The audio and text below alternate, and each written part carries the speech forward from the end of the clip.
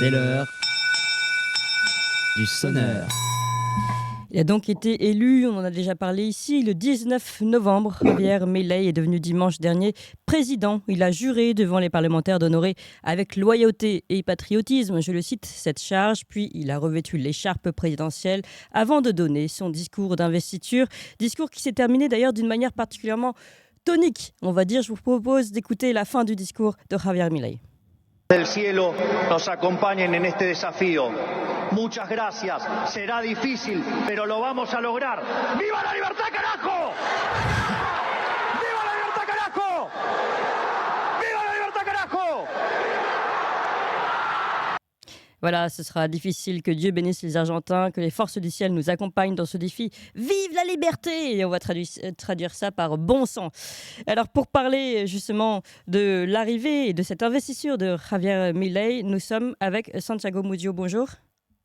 Oui, bonjour Clémence, comment allez-vous? Très bien, merci. Et je vous retourne la question. Vous êtes sur place en Argentine, vous avez suivi cette investiture? Non, je suis rentré hier soir. Vous êtes rentré, voilà, mais vous avez suivi cette investiture. Je précise que vous êtes avocat franco-argentin et directeur de l'ICEP Madrid. Et c'est pourquoi nous sommes très heureux avec vous de mieux comprendre et de mieux savoir ce qu'il s'est passé. Ce que nous savons, nous, de l'extérieur, c'est qu'il y a eu quand même quelques éléments. Il y a eu l'absence remarquée de notre président de la République ou même de ministre sur place. Il a envoyé seulement un ambassadeur, un doigt d'honneur qui a été réalisé par la vice-présidente sortante, Cristina Kirchner, à l'adresse peut-être de la population ou indirectement de Javier Milei. Voilà des petites choses qui ont été remarquées de loin, mais vous allez nous en dire beaucoup plus évidemment. Oui, alors pour reprendre la fin de son discours d'investiture, il parle des forces du ciel. Et pourquoi il parle des forces du ciel? Parce qu'il faut se souvenir que Javier Milei a été élu député il y a 2 ans seulement. Et un journaliste lui avait posé la question: comment allez-vous faire parce que vous n'êtes que 2 députés dans votre parti face à 257? Comment vous allez faire pour pouvoir changer, pour pouvoir faire quelque chose au sein du Parlement? Oui. Et lui, il avait répondu avec cette phrase de la Bible qui est tirée des Maccabiens, qui dit au moment du combat, ce qui compte, ce n'est pas la quantité de guerriers qu'on peut aligner avec nous, mais la présence des forces du ciel.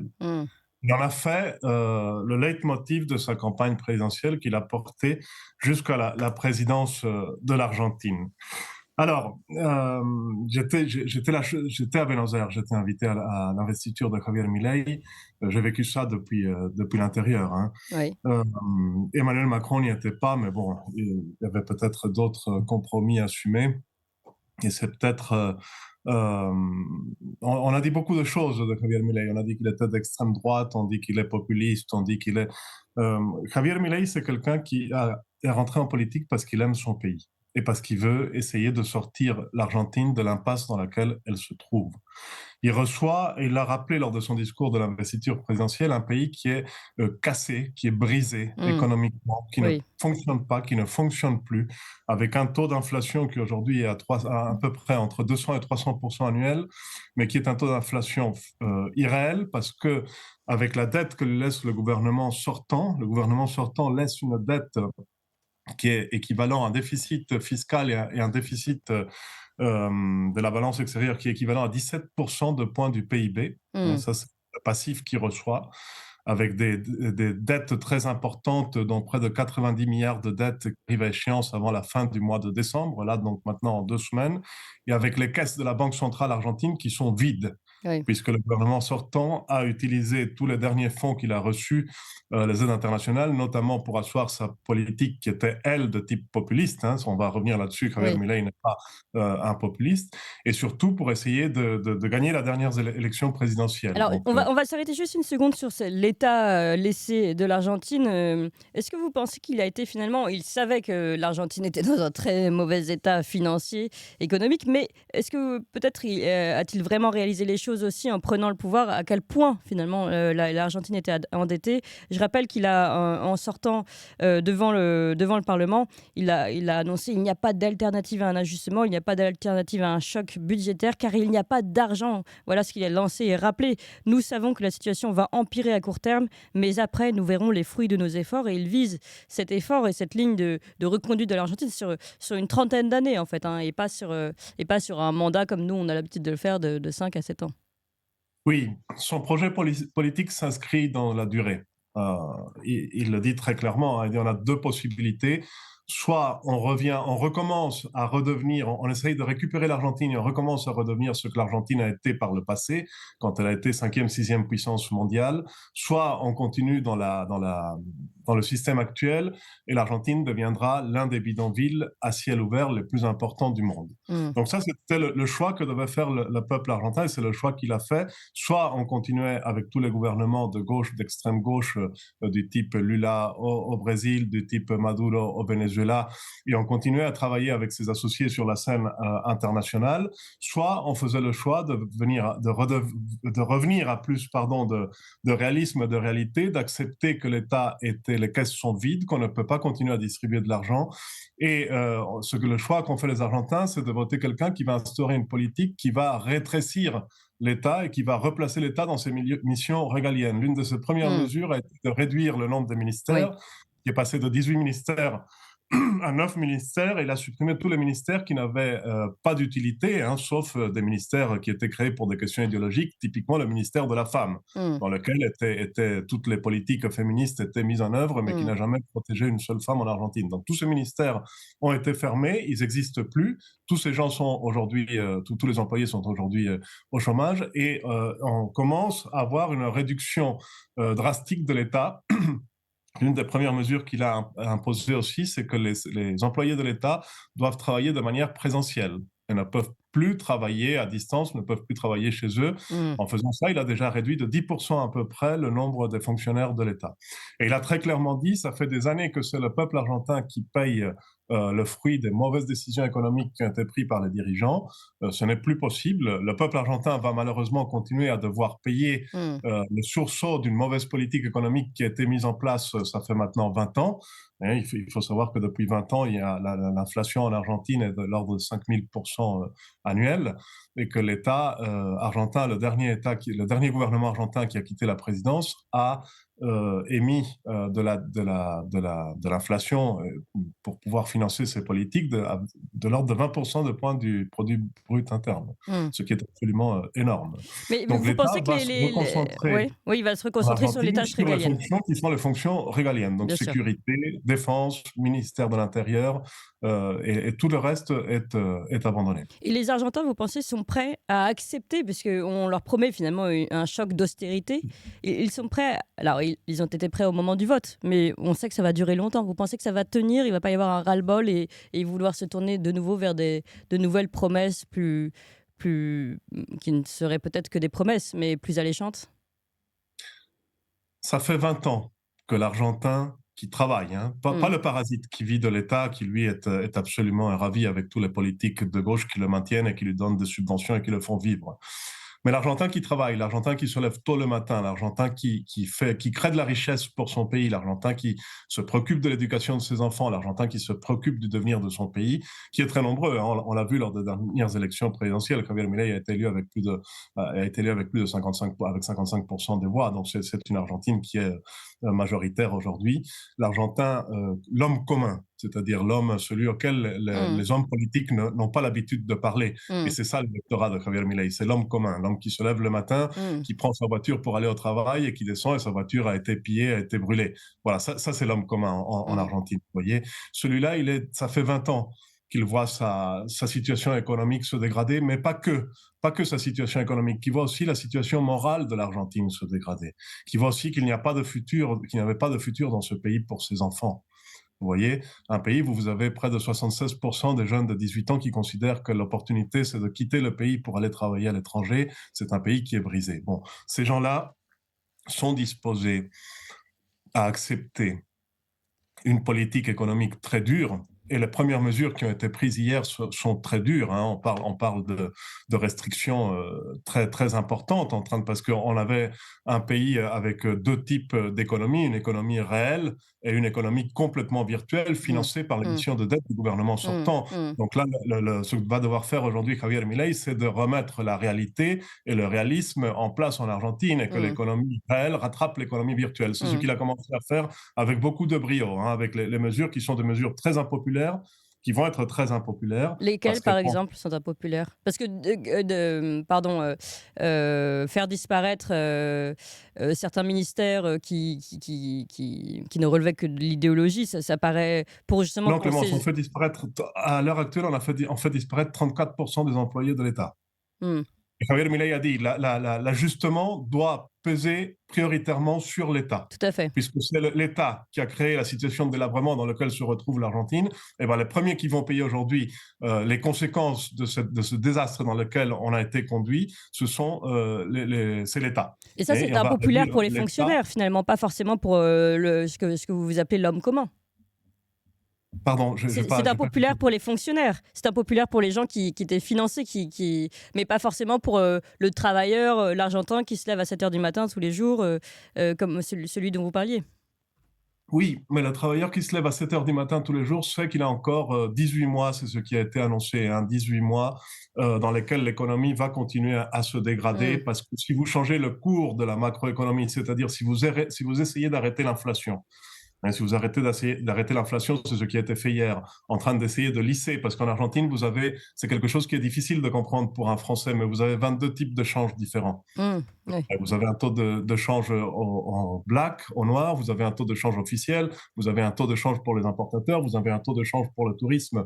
Donc, quand vous essayez de remettre de la normalité là-dedans et de revenir à un seul taux de change pour que plus personne ne puisse profiter des différents taux de change et de faire de la spéculation et d'arrêter cette économie spéculative et de revenir à une économie productive en train de réinstaurer essayer de réinstaurer l'industrie, essayer de réinstaurer une production, arrêter de financer les délires de l'État avec l'argent du campo, hein, de la production agricole, qui est très importante en Argentine, qui est un des moteurs qui tire l'Argentine, et les producteurs agricoles étaient surtaxés avec des rétentions en plus, des taxes en plus sur toutes les importations qu'ils réalisaient. Quand vous arrêtez de faire tout ça, il y a un moment où le moment entre lequel vous prenez la décision et le moment entre lequel il y a un impact sur la vie quotidienne des Oui, gens, bien il y a sûr. 18 mois qui se passent, et dans ces 18 mois, vous libérez les prix, parce que les prix étaient fixés en Argentine par des décrets gouvernementaux, donc vous libérez les prix, vous revenez à un système de libre marché, et bien évidemment, les prix vont continuer à augmenter, l'augmentation va continuer à augmenter.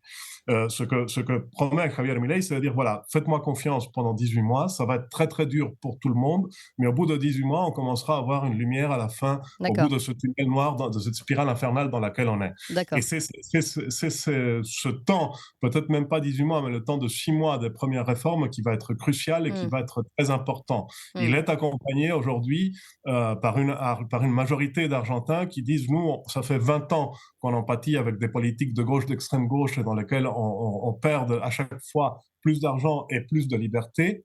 Donc, si c'est pour récupérer un pays et si c'est pour récupérer nos libertés, Oui, nous, on est d'accord ce pour vous sont, accompagner pendant ce temps-là. voilà, ce sont Mais des il faut personnes savoir qui peuvent qu'aujourd'hui, aussi voir au long terme pour leur l'inflation pays. va Oui. continuer en Argentine. Il n'y a pas de solution miracle Mm, pour arrêter bien la sûr. course inflationnaire. Sauf que l'inflation en Argentine, aujourd'hui, avec la Banque centrale, le gouvernement sortant a fait quelque chose d'absolument diabolique. Il a laissé 10 points, hein, c'est énorme, c'est monstrueux, du produit brut interne, avec des passifs rémunérés qui correspondent aux passifs rémunérés de la Banque centrale argentine. C'est-à-dire, comme la Banque centrale argentine n'a plus d'argent, ils ont inventé un système dans lequel ils rémunéraient les passifs de la Banque centrale à des taux d'intérêt très intéressants. Mm, Donc, plein d'autres banques ont des passifs rémunérés aujourd'hui dans la Banque centrale pour des montants qui sont absolument énormes. Hein, énormes, c'est des milliards et des milliards de dollars, on parle de 25 milliards de dollars à peu près. Et ces passifs, ils peuvent créer une spirale hyperinflationniste, et on peut arriver à une inflation qui va se multiplier par 12, c'est-à-dire qu'on passerait de 360 à 3060% annuel d'inflation. oui. Si on rajoute à tous ces passifs rémunérés de la Banque centrale toutes les dettes qu'a laissé le gouvernement sortant, on a par exemple 30 milliards de dettes avec les importateurs, 10 milliards de dettes avec les sociétés étrangères, 35 milliards de dettes avec le Trésor public, qui viennent eux-mêmes s'ajouter aux 420 milliards de dettes que l'Argentine a déjà. Hein. Ça, Mm, c'est la dette qui a été créée par le gouvernement sortant. oui. Donc, c'est-à-dire que si on prend toute sa dette, à terme, le risque hyperinflationnaire en Argentine est de l'ordre de 15 000% annuel. Ouais. Donc ça, c'est Oui, on a la laissé réalité.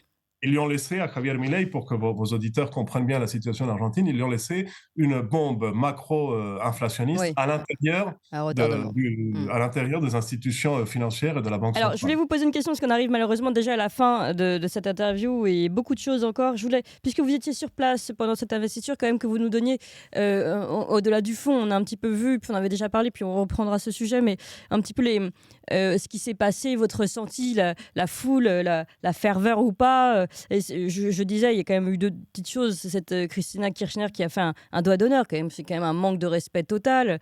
Et Emmanuel Macron qui a brillé par son absence, mais on a vu par exemple une grosse accolade avec Volodymyr Zelensky. D'ailleurs, après, on a vu Javier Milei offrir une menorah, vous savez, le chandelier à 7 branches, à Volodymyr Zelensky. Donc, est-ce que vous pouvez nous commenter, nous expliquer un peu tout ça, tout ce qui s'est passé? Oui, c'était, il y avait plus de 180 délégations étrangères qui étaient en Argentine. Donc Emmanuel Macron n'était pas là, mais il y a eu Viktor Orban qui était sur place, il y avait Volodymyr Zelensky, il y avait le roi d'Espagne qui était sur place, il y avait des représentants de toutes les nations occidentales qui étaient sur place, et ça a été un moment très, très émouvant, hein, pour moi en tant qu'Argentin, d'être sur place et de voir quelqu'un qui reprend les rênes du pays avec des propositions qui sont sérieuses et qui veulent relever l'Argentine économiquement, mais moralement aussi, hein, parce qu'on n'en a pas parlé.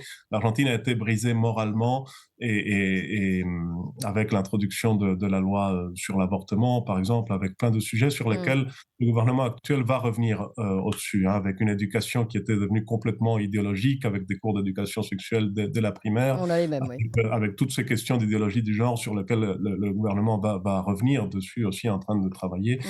Donc c'était absolument extraordinaire comme moment, et je Oui. pense que toutes les délégations étrangères qui étaient présentes, hein, j'étais avec elles, ont vécu ça de la même façon, c'est-à-dire un changement, mais pas un changement en parole, pas un changement de façade, mais un changement De fond. profondément dans le devenir de ce que va être l'Argentine, hein. Ça a été un jour historique pour l'Argentine, pour les Argentins, mais je pense aussi que c'était un jour historique pour la région, parce que c'est la première fois depuis maintenant quelques années où on a un gouvernement d'hommes libres, hein, et je ne veux pas rentrer dans la définition de savoir si Milei est populiste, ce qu'il n'est pas, parce qu'on n'a pas le temps, il Non, faudrait oui. l'expliquer, mais est-ce qu'il est de droite, est-ce qu'il est d'extrême gauche, est-ce qu'il est d'extrême droite?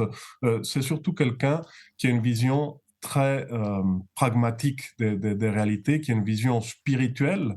Il est allé à la cathédrale avec sa vice-ministre et il s'est mis à genoux en train d'arriver à la cathédrale. Ça faisait bien longtemps qu'on ne voyait pas ça en Argentine. Reste malgré tout un pays profondément attaché à sa Mais est-ce que culture. c'est vrai, par exemple, il a dit qu'il pouvait se convertir au judaïsme? Non, on a dit beaucoup de C'est mensonges. pour ça que je vous pose la question. Pendant la campagne de Javier Milei, on a dit énormément de mensonges. On a dit qu'il avait un chien qui était un médium. On a dit que, on a raconté plein de stupidités sur lui. On a dit qu'il était d'accord pour vendre des organes, alors que c'est justement le président qui dit qu'il faut défendre. Et il vient d'écrire, avant de prendre la présidence, il a écrit à l'OEA pour dire qu'il rappelait que selon ses engagements, pendant sa présidence, l'Argentine défendrait la vie dès la conception jusqu'à la mort naturelle. Oui. Et que ça, c'était pas négociable. Et on a dit à quelqu'un qui prend cette position publique avant même d'assumer la présidence Bien officiellement, sûr. on continue à dire que c'est quelqu'un qui est d'accord pour vendre des organes. Vous voyez, on a dit énormément de mensonges Oui. sur lui. Le judaïsme, il est proche des judaïsmes, il est proche d'une courant spirituelle du judaïsme, mais aujourd'hui, à ma connaissance, il n'est pas la question de sa conversion, et à la limite, c'est une question personnelle, j'ai envie de dire, hein. C'est pas une question qui nous intéresse beaucoup plus que ça.